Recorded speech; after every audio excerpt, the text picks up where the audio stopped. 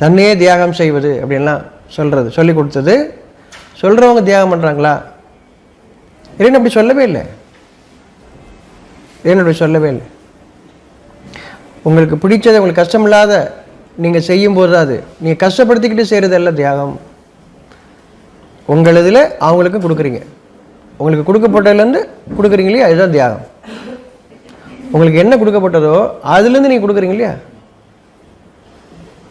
அதான் தியாகம். அந்த தியாகத்தை அதன் வாயிலாக அவங்களுக்கு கற்பிக்கிறீங்க, அவங்களும் அவங்களுக்கு கொடுக்கப்பட்டதுலேருந்து கொடுக்கணுங்கிறத கற்பிக்கிறீங்க. அதான் தியாகம். உங்களுக்கே இல்லாமல் ஆக்கிக்கிறது இல்லை, உங்களுக்கு கொடுக்கப்பட்டதுலேருந்து கொடுக்குறது.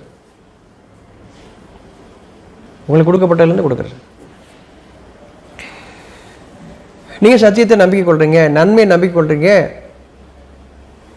உங்களுக்கு மேலாக நன்மையை நீங்கள் ஏற்றுக்கொள்கிறீர்கள். அந்த நன்மை தான் இறைவாக்கு, இறைவனுடைய அருள், இறைவனுடைய பாக்கியம் சொல்கிறதெல்லாம் அந்த நல்லதை. இப்போது எனக்கு ஒன்று தேவை, இதை விட இன்னொருத்தவங்களுக்கு இல்லை இன்னொன்றுக்கு அது இதை விட முக்கியம்னு நீங்கள் நினைக்கிறீங்க இல்லையா, அது நீங்கள் உங்களுடைய குணங்களில் உயர்ந்து வரும்போது, உங்களுடைய குணங்களில் உயர்ந்து வரும்போது அதுக்காக ஒருபோதும் வருத்தப்பட மாட்டீங்க, கவலைப்பட மாட்டீங்க, அது துக்கமாகவும் நினைக்கவே மாட்டீங்க. இப்போ நீங்கள் நம்பிக்கை கொண்டிருக்கீங்கன்னு அர்த்தம். நம்ம நம்பிக்கை கொள்ளும்போது இதெல்லாம் நமக்கு இருக்கான்னு பார்க்க சொல்கிறாங்க. இப்போ சமீபமாக இருக்குது உங்களுக்கு மேலே. இப்போ தான் நீங்கள் உங்கள் பிள்ளைங்களுக்கும், உங்கள் மனைவிக்கும், உங்கள் கணவனுக்கும், உங்கள் பெற்றோர்களுக்கும் நீங்கள் செய்யும்போது அது ஒரு பாரமாக, இது பெற்றோரின் கடமை, பிள்ளைகளின் கடமை அப்படிலாம் சொல்லிக் கொடுக்கலாம் வேண்டிய அவசியம், சொல்லிக் கொடுக்க வேண்டியதெல்லாம் இல்லை. அவங்களுக்கு உணர்ந்து செய்கிறாங்க, அவங்களுடைய பலன்களை அவங்க கொடுக்குறாங்க.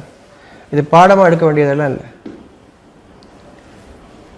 அவங்க உணர்றாங்க, நம்பிக்கை கொள்கிறாங்க. நம்பிக்கை கொள்ளும்போது தான் இதெல்லாம் நிகழும். வேதத்தில் சொல்லப்பட்ட ஒவ்வொரு மனிதன் எப்படி மனிதனாக வாழ சொல்லப்பட்ட விஷயங்கள் எல்லாம் நீங்கள் நம்பிக்கை கொண்டிருந்தால் மட்டும்தான். இல்லைன்னா நீங்கள்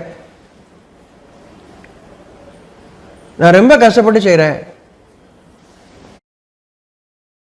நீங்கள் அது பெருமையான காரியமாக உங்கள் அப்பா அம்மாவுக்கு நீங்கள் வச்சு பார்க்குறதே கூட பெருமையான விஷயமா பேச ஆரம்பிச்சிடுவீங்க.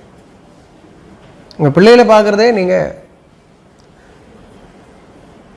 பெரும் கஷ்டங்களாக அல்லது பெருமையாக பார்க்கக்கூடியவங்களாக.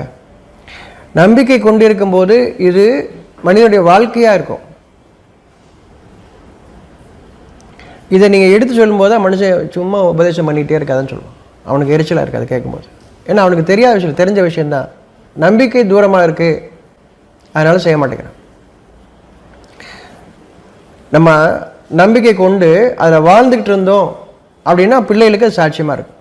பிள்ளைகளை அதை பார்க்க, அதை ஏற்றுக்கொள்ளுது.